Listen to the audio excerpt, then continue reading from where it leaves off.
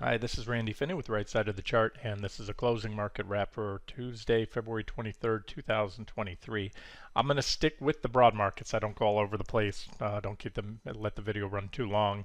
In going over the broad markets, I'll also include the top holdings in the Nasdaq 100.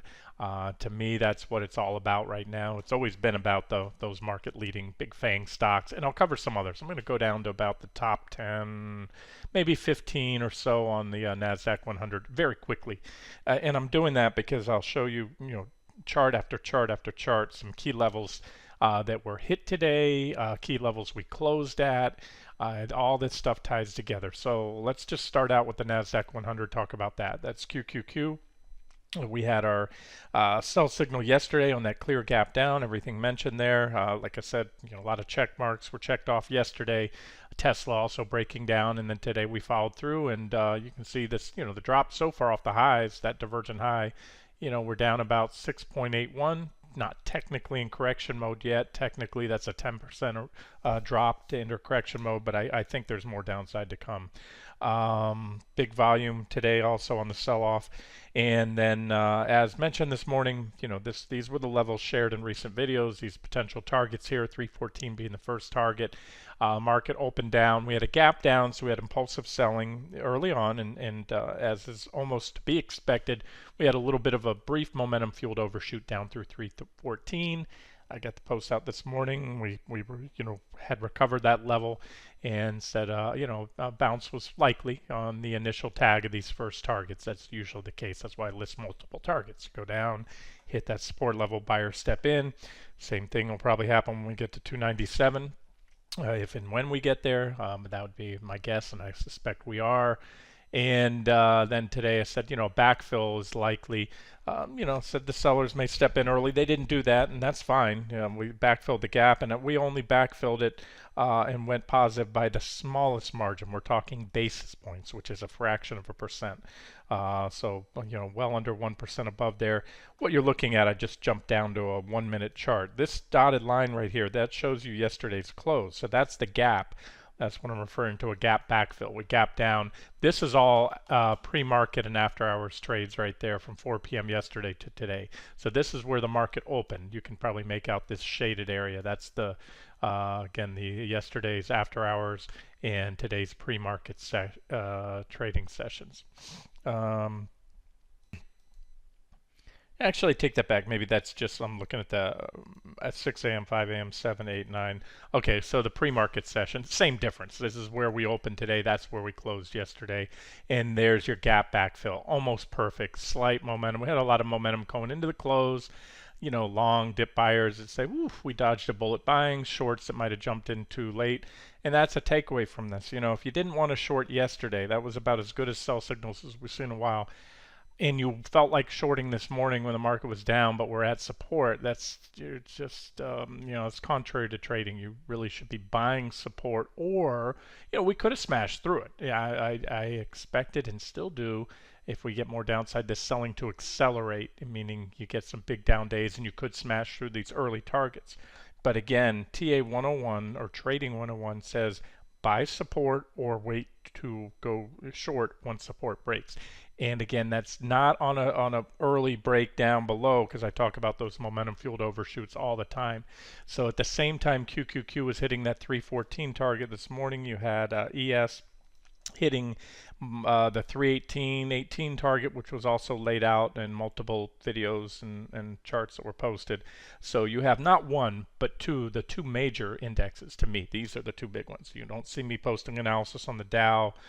You can certainly trade it, but it's only 30 stocks. It's not as diversified as the Nasdaq 100 with 100 companies, or the S&P 500 with 500 companies. And so that's why I like to watch those two. And that's it. And so this morning, bounce, likely to get a reaction and an objective re-entry if you want to game a long bounce. And it was a nice, nice trade to be made. I would measure from 38.18, but if I click and drag there, it's going to move that line. So I'm going to start right there below today's lows and measure up, but then I'll stop. So in the S&P 500, it was about a a little less than a 2% bounce. Better that in the Nasdaq 100 we had here. We can go back to, it's easier to measure on QQQ. Let's go here and just show you the bounce off those lows today. And again, it overshot a little bit.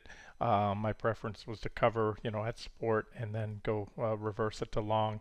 So if you, come about right here, well, there it is. Where were we? Somewhere around there. You're talking, well, let's just measure from low to high. Let's just talk about what the bounce was. Let's keep it simple. That was a 4% turnaround in QQQ. That's how much we're down. And, so a nice trade. This is active trader stuff, cover, game those counter trend bounces. And then again, I maintain it was an objective short entry here. I got that post out to you well before the close today, showing you the charts. Cannot in any way, shape, or form promise it will work out, but I can promise you I believe that's about as objective as it gets. So again, that's when you want to be shorting. You want to short either one of two ways: into a rally, into resistance, which the top of a gap most certainly is, or break a support. So now that gave us an objective short entry today, or re-entry back, close those longs if you game the bounce, get back short again. And if we go up higher, does that mean that the correction is over and the market's not going lower? Absolutely not. We still have a gap right here. And that would be the top of yesterday's gap, or the bottom of it, that is. There's the top of yesterday's gap. And then we have a downtrend line.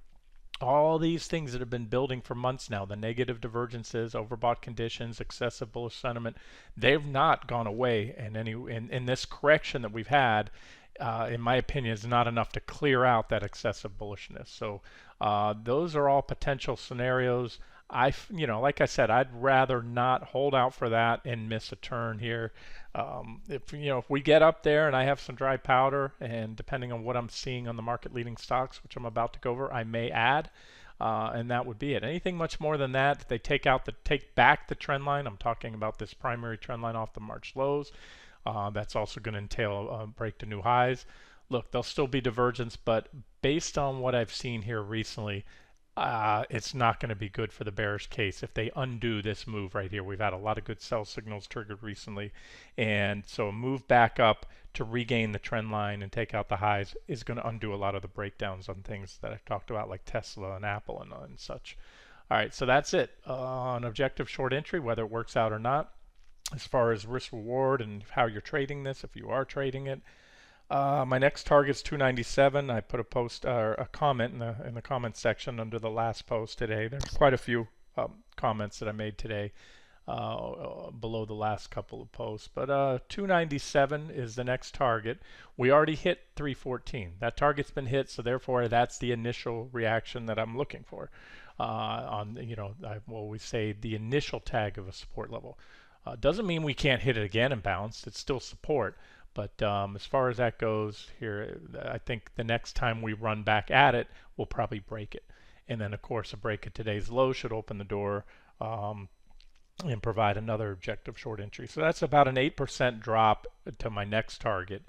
And these are still all potential targets at this point in time. So the way you can look at it, if you shorted the kickback to the gap, and that's again what I posted under in the comment in a reply to somebody under today's previous post, you can keep stops tight anywhere. Let's say 2 to 3% stop, which would be right in that gap there, yesterday's gap, and that gives you a favorable risk reward ratio. In other words, you're risking 2 or 3% of downside or loss to make 8%, and that's only if you're only swinging to 297. If we get down there, I think you'll see the downside momentum build. I think you'll see more and more stops hit because of the excessively low put to call ratios and everything else. And that's a big if I'm right and we get down to my second target, I don't think that'll be the end of the correction. It could be, but I think whether we get a little reaction there or a big reaction or not, I think we'll head on down and quite possibly get on down to this final. At this point in time, that's the final target I have, 267.50ish. Okay, and before moving on, SPY was a little stronger on the bounce today. Some of the sectors were up, and quite a few. In fact, the majority of sectors in the S&P 500 closed green. But again, as I always say, this market live by tech, die by tech. Tech is broken down. Tech is XLK, the tech sector. It's those big market-leading FAANG stocks. And then as far as just the pure, objective level, looking at the charts. Remember, this was our primary trend line off the March lows. It continues to the left of this chart. That was our sell signal in SPY a few weeks back. We back tested as mentioned, and then I said the next sell signal will come on a break of 387.81. That's support. Support once broken becomes resistance. So look what we did today. We broke support. We rallied back to close right below it. I don't know if you can make it out in the video. This may be reflecting after our trades, but we're at 387.22, so just below what's now resistance. And that further increases, or strengthens the case to make an objective, entry, short entry add-on there. Or, if you got caught in today's move, you have a lot of long positions and you were a little bit nervous earlier today, and you're like, "Whew, dodged a bullet." Well, there's a chance to, maybe get out if you're of the same mindset I am on where we're going here. Okay, let's roll into the FAANGs and we'll wrap it up and keep the video relatively brief, or not just the FAANGs, the top holdings. Okay, to summarize everything, Apple, the most salient features on this chart are the primary trend line off the March lows, which has clearly been broken. Was hyper-focused on Apple and Tesla in the last few weeks. Got my sell signal on Apple back here. And a lot happened. So when you look at this chart, just to recap everything that happened, this box, I have a shaded area. It's a multi-month trading range. This is a common theme among the market-leading stocks. These are, the most widely held stocks out there. So what I'm seeing, and again, you can look at this glass half full, glass half empty. I'm sorry, I'm taking the glass half empty approach. The glass half full approach is, healthy consolidation, sector rotation, and stock rotation out of the big FAANGs and other things into different sectors. Whereas the glass half empty approach is saying when the market leading stocks, the most widely held stocks stop going up, there's trouble out there, and that can show you, it can speak to institutional distribution, where the institutions, smart money, the hedge funds, mutual funds are passing the baton, handing off their shares to the retail crowd. We know the retail crowd is aggressively engaging this market. That's well documented with the Reddit folks and Robinhood and all that. So that's certainly a possibility there, and that's what I'm seeing right now. And say what you want about it, but from a technical perspective, we had a lot of bearish, a lot of check boxes for the bearish scenario laid out. Number one was the false breakout above that boxed-in trading range, and that came with Apple reporting their best earnings ever blowout quarter, but that proved to be a top. So when stocks stop going up on good news, and today was more good news. Apple just announced they're going to increase their dividend, but yet the stock closed down again. So that is a sign, obviously not a bullish sign, when stocks not only fail to go up on good news, but they start going down on good news, like the blowout quarter. It's all technicals. The breakout failed, then you took out the trend lines right there, additional sell signals, and today you took out my 125.75 support / target that was hit yesterday, and look where we are right there, 125.56 as I do this video. 125.75 was support. Support once broken becomes resistance. So again, here's another stock that clearly, if you missed a short on Apple or whatever, getting out, it's now rallied back to resistance. I can't promise it will fail here. I can only promise that is about as objective as it gets to short a stock. When you break support and then rallies and back tests that support level, now resistance from below. So that's Apple. That should open the door for move down to the bottom of my trading range there, that next target at 106.50ish, we'll call it, and we'll rifle through the rest of these quickly. There's Microsoft. I mentioned this has been one of the strongest of the market leading FAANGs right here for a while, but the same story, boxed in a trading range for months, topped out. However, was one of the strongest because after their earnings, it's Q4, that little arrow, they broke out. But as of today, and I expected we'd see it sooner or later, we've come back and back tested the top of the trading range. That in itself isn't bearish. Most breakouts like that above a well-defined trading range will get back tested, and I said this earlier. So if I was bullish on the stock market near term now and intermediate term, and especially bullish on Microsoft, I'd be stepping in right here. That's about as good as it gets. Breakout and then a back test. Now, I did say that it's not unusual when you break out like that to come in and undercut the back test a little bit. It's a little, they call that a stop raid, shake out some of the weak-handed longs, suck in a few shorts. So I really want to see to solidify the case for a much deeper correction in the stock market. I want to see Microsoft take out this trend line right here, which is comparable to that uptrend line on Apple that Apple already took out.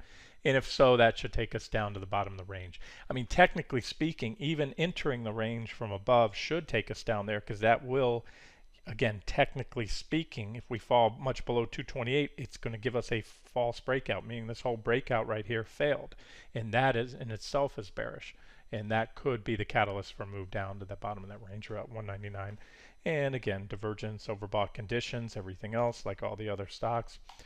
Amazon, another one, the arrow marks where they reported earnings, and like the majority of the market leaders, they've done nothing but sell off since announcing blowout quarters. So again, stocks are now going down, or at least this bunch is going down on good news. Good news fails to lift these stocks, and just shows that the buyers have dried up. It's not crashed yet. It's still anybody's game. Just because they're not going up, they're not going down a lot. I'm talking near-term downtrend, but bigger picture, again, you look at these multi-month trading ranges, and that's a pretty big one there. So what happened with Amazon? If you look closely, 30, I've had this line here in all the updates recently, 30.86.84, and we had a low today of 30.93.60, close enough. On a 3,000 point security, that is almost a perfect tag of that support level. And so the common theme here, the buyers stepped in today where they should have, where I did and would have expected them to, when a lot of these market leading stocks, and more importantly the indexes, hit key support. So the fact we bounced again was, and it was a healthy bounce, but it bounced back to about where it probably should have. And so the big thing will be, how do they trade in the coming days to week? I'm very eager to see how we trade the rest of this week.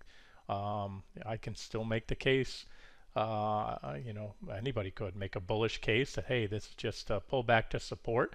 Every other time, if you stepped in when Amazon pulled back to that 30.86 level, look what you would have done. You would have bought and you would have made money. You would have bought here, you would have made money. There's a little dip below, but there are a lot of reactions there. And if it breaks down, that should take us down to 29.43-ish, and that's a big level. I've had that marked as a yellow line because that's an important level. You probably can't make it out here on the volume price histogram bars. That means most of the buying, you can see if you look at your volume price, put a volume price VAP on the chart, since back in July, and again, that's this trading range is boxed in. That's where most people have accumulated or bought Amazon. So that's a logical place for stops to start being hit, because a lot of people, everybody who's bought since last July, will be underwater if 29.43 breaks, and that's why that is a big level to me, and could open the door to a much larger drop in the market. Now we're comfortably above that at this point in time, just a level to watch. And of course, before then, today's low, 30.86, that's the level to watch. Facebook as mentioned, another one. If you can't see my boxed in range, this is it right here. Same thing, going back to August, early August, late July. It's been in this trading range, and I have a midpoint line that I've covered, and we broke that the other day. That's at about 265. We broke it, and you can see here, closed right below it, 264.63. So another one that we broke down. And the midpoint of the range, typically, not always, but typically when you break above or below the midpoint of the range, if you break below the midpoint, you'll go visit the bottom of the channel. And if you break above it, then you usually go to the top of the channel. So we broke below it, back testing, and that would tell me that we're probably going to head down to the bottom of the trading range now at 245.63 is where I have the line. So give or take, it's a 250 point security. But again, a lot of just everybody, actually, everybody that has accumulated or bought the stock since late July has bought in that range. So everybody, all those buyers will be underwater on a break of 245.63. And that's how technical analysis works. It's not magic. It's psychology, and people either being profitable in a trade, maybe they're patient, giving it time, but when they start going red, and a lot of people go red at once, and again, like I said, some people have hard stops, some people use mental stops. Either way, it is a bearish sign if that level breaks. Tesla hit my 661.78 target today and actually parked right about, well, that was we're a little bit above it now because it's going up in the after hours. Again, I have my after hours trades on right now. We almost hit, I said, 661.78 and or the trend line, whichever comes in first. They come in together, and that's where we were. We're almost there. So effectively, well, actually, literally, that target was hit. The trend line's a little bit below and may still come into play. In fact, I think it will. We didn't make a full tag of it yet. And so if we break the trend line, then that's going to open the door for move down to my minimum preferred target. This is where I think at minimum Tesla is headed in the coming days to weeks. 464. 66, and if so, from where we're at right now, if I grab the top of that candle, you're talking another 34% downside in Tesla. So if I'm right, it's going to be hard to imagine the major indexes going up, because Tesla is such a large component. And like all of them, blow out, great earnings, but they've done nothing but sell the stock since then. So this is a case where, this great quarter that all these companies had, how much of it, you have to ask yourself, was priced into the, in the case of Tesla, let's just pick the March lows there. How much of the, what Tesla reported was priced into that 1,142% gain off the March lows? And that's why sometimes stocks fail to continue going up on good news. They've just gotten ahead of themselves. And moving on, Alphabet. This one broke out of its, had a kind of a different trading range. It hasn't been locked in as long of a range as some of the others. And I've mentioned that this has been one of the strongest FAANGs, but it had this little trading range here, by this box right there. Broke out, back tested, breakout, back test. That's all bullish, nothing but bullish price action. But did put in, divergent high, just like it did here. And most recently, well, today, to be specific, we broke this minor uptrend line. I'm sorry, yesterday. You zoom in tight. We broke it yesterday. And the stock managed to close slightly positive, but again, it's still well below that trend line. And there's a gap right here. I'm going to show you. You look at that day's high, or where we close the day. Sometimes, that's where I think we'll go. I'm going to take away that top line. Let's look at that close from the candle here. Let me move this one away, so keep it simple. That is February 2nd. We closed at 1927.51, so right about there. That would be a gap backfill, and I think that is a likely next target for Alphabet. That's GOG. NVIDIA, big semiconductor company, obviously one of the biggest, if not the biggest now. Intel and NVIDIA have kind of leapfrogged each other in recent years. Multi-month trading range, again going back like most of them to August. Little breakout there, but a false breakout, a failed breakout. And as I like to say in trading and investing, fewer things are more bearish than a failed alongside breakout or bullish breakout. You get the bulls pile in on a breakout to new highs like that, and a breakout above a trading range, but once it fails, they realize they're wrong. They start to sell, stops are being hit, and shorts will then smell the blood in the water and pile in. So far, it's been moving down, and we'll probably come back down to the bottom of the trading range on that one as well, which is about 502. So all I'm doing is going through these and showing you one after another making the case that despite that, aggressive turnaround and dip buying today with the buyers stepping in early and closing that gap on QQQ, there was a lot of technical damage. And those stocks that don't have much technical damage, like I said, are either rallied back to broken support levels or are sitting right on or near some key support levels that if we go down much more tomorrow or this week, it's going to trigger some additional sell signals and breakdowns. PayPal, I've got a lot on the chart, but just the common theme here is these big divergences have been building, overbought conditions, very overbought, divergent high, a little, this one corrects 19% off those two divergent highs. That was probably 10%. This one so far, I'm sure that's 10%, just eyeballing it. No, much more than that, 18%. And break down below all these trend lines there. And there's Intel. I've showed you this range. It's kind of sloppy, but a big multi-year trading range. Big old top, especially you can view that well on the weekly chart. And we're rallied back to it. That's where we have a gap there. This was a false breakout there. We failed there again, and we're close to it. And most recently, we just today took out this uptrend line right here from the bottom of the range. Netflix, there's my trading range. I'm only going to do a couple more stocks here and we'll wrap this up. Netflix has this multi-month trading range going back to July of last year, and simple stuff, wash, rinse, repeat. Sell at the top of the range or short, and then cover at the bottom and go long. Buy at the bottom of the range, sell at the top. Buy at the bottom, sell at the top. Buy at the bottom. And then you can also trade off the midpoint line right there, where once you break above it, that tends to take you to the top of the range. Once you break down below it, you tend to go to the bottom of the range. Above it, below it. Or when you rally to the midpoint line, sometimes if you don't break it, you're going to fail and go back down to the bottom of the range. So what are we at now? Well, we fell. We had another tag. We hit the bottom of the range, the midpoint, right there. Rallied back up to the top. Fell again. Hit it today. The buyer stepped in. So this is a level to watch on Netflix. Bullish as long as it holds. If you're a Netflix bull, swing it on up to the top of the range. Or, set a stop and let it run. Ultimately, maybe we break out above the range and then Netflix heads on to new highs.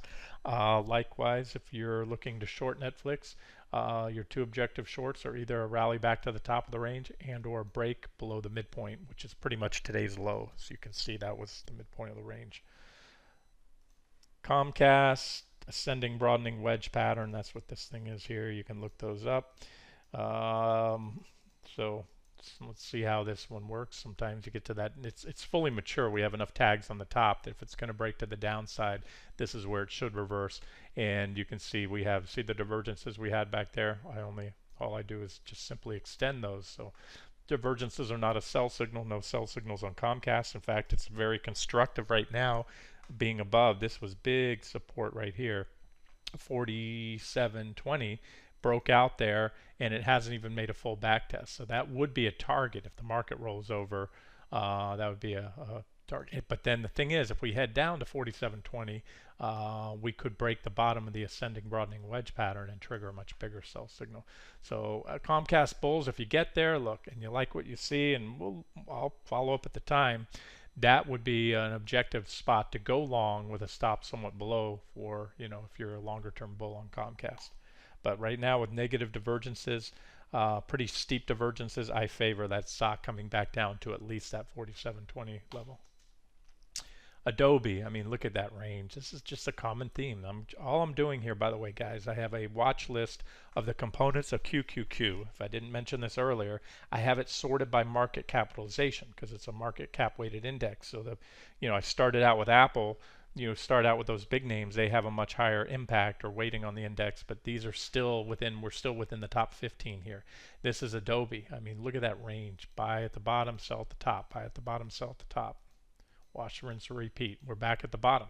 So this is a very important support level. You might say, oh, well, Randy, that's great. Now go long. Yeah, and you can. Absolutely. That's an objective level to go long. So the common theme I'm trying to make here is that we're at, many of these stocks are at pretty important technical junctures. And if we go much lower, we're going to break it. So sooner or later, this trading range will break. It's either going to break to the upside or the downside, and that will most likely determine the next major trend. If it breaks to the downside, I don't even think we'll blink here at 424.61. That would be my first target. It's the first support, but I would highly favor a move down here to 388.63 from where we're at today. That would be a drop of about 15-16%. PDD, Pinduoduo, I think that's that Chinese company, retailer. They, anyways, doesn't matter what they do. They bundle up and get people, shoppers, to buy things in bulk and quantity and get big savings. Been a great stock, but look at these divergent highs, simple stuff, you know. Negative divergence right there, and the stock dropped from that divergent high, about a 35% correction. This was our next divergent high right here. I'm going to have to measure from over here. The stock fell 31%. This is our most recent and most, probably the sharpest or most steep and largest divergent high right there. Beautiful bearish rising wedge breakdown, and that is a sell signal. And I'm going to give you one if you're looking for individual trade ideas. First target would be right here, about 162, 160. We'll call it 163.70. Next target 129.34-ish. There's a big old gap right there. They could step into the bottom of that gap, but I think this one comes back here at about 98.43 if all these sell signals on the market stick, and that's about a 46% drop in that one. AVGO, Broadcom, just a nice, clean, sharp, bearish rising wedge, which broke down today. So again, the common theme, the reason I'm going through so many stocks is not to put you to sleep, but just show you, as I'm not skipping over any, just a lot of breakdowns recently in these top holdings in the Nasdaq 100. Look at that breakdown. Clean as could be right there. Solidly gap down below the wedge, close below it. Negative divergences and everything else, and so that helps support the case to be short. Cisco right there, support levels, and I think I said I'd wrap it up soon. Yeah, Pepsi. Pepsi, you know, not a tech stock, but again, a big component of the Nasdaq 100. Here's a almost multi-year. Yeah, it's about a 2-year trading range, and we're back down to the bottom of it. And there's major highs. The stock just could not escape. You know, through that level, the 147.20 level, and this is where, you know, if you're bullish Pepsi, you can step in and buy there. But again, if the entire market drops, it's probably going to put pressure on Pepsi. But I wouldn't short this one. It's Pepsi. You know, it's not going to drop as much as these high flyers like the one I just covered before that PDD, QCOM. This is a common theme here too. A lot of the semis are breaking down. The semis have been so strong and resilient. There's been a huge demand for semiconductor chip shortages, but this is a nice cleanup trend line. So just like Broadcom, this one's broken down. Broadcom gave us a sell signal today. This one broke down right here. It must have been an earnings gap. We had a little false breakdown, back test. Well, not even a false breakdown and back test, then a big gap. And again, I'm assuming that was earnings, and nothing but moving lower since and coming up on my 129.62 target, which is that big old gap. So I'm seeing a lot of these are the leading semiconductors already breaking down. Some are already breaking down, and you know, like I showed you, another one breaking down today. And here's another big one, Texas Instruments. We're walking the line right now. I'm not going to call it a breakdown in this one yet, but if it takes out and closes below today's lows, there's our uptrend line. Here's our divergence line right there, negative divergence, big divergence. You know, much bigger than the divergence that led right here. This divergent high gave us a 32% drop. This divergent high gave us a 13% drop, and this one gave us about a 14% drop. This is a much larger divergence. So we get that sell signal on a, you know, solid close below this trend line here. Minimum target 160.16, and the next target, I could put some in between there, but I think we come all the way back to 135.11, and that would have a big impact on the semiconductor sector. That'd be about a 22% drop. Last one, and then we'll wrap it up. Costco. To just kind of show you a little bit of diversity, you know, so it's not all tech. Here's Costco. Nice bearish rising wedge pattern right there. That was our first sell signal. That came with a divergent high, negative divergence. Then our sell signal came. We broke down, hit my first support level at 359. Bounce back, tested the wedge, came, hit that 359 again, took it out, but we had a primary uptrend line just below. We danced on it for a few days, broke down actually, back tested both those resistance levels from below. 359 right there, price resistance, plus trend line resistance. Back tested, couldn't regain it, and Costco's starting to give up the ghost. And I don't see, I can tell you there's just a little bit of minor support right here. Yeah, we'll call that a target zone. So there's where I think Costco's going down to about 332 to 324. That would be the next target, or we'll call it a target zone. They're close together. And that's it. Let's wrap it up here. And like I said, it's still, it's still anybody's game. If the market can somehow rally up and get back above those support levels that were taken out today, and some of those market leading stocks, and then others like Microsoft that are just back testing a breakout. Like I said, I can sit here and make a bullish case, and I can make a bearish case, and what you have to do is weigh the evidence. And I just see a stronger case for more downside, a larger correction than I do for to make the case to step in here and buy the dip today, or as a long-term trade, that is, not just a quick game the bounce trade. Okay, hopefully that makes sense. I always try to, because I'm always talking in my head. I have very short term, my trading plan for hours, minutes, days. Like today, gaming the bounce at the lows versus stepping in for a swing trade or a trend trade, and there's a big difference there. We'll wrap it up here. That's a comprehensive update on the markets, things to watch, not just the stock market, but the market leading stocks.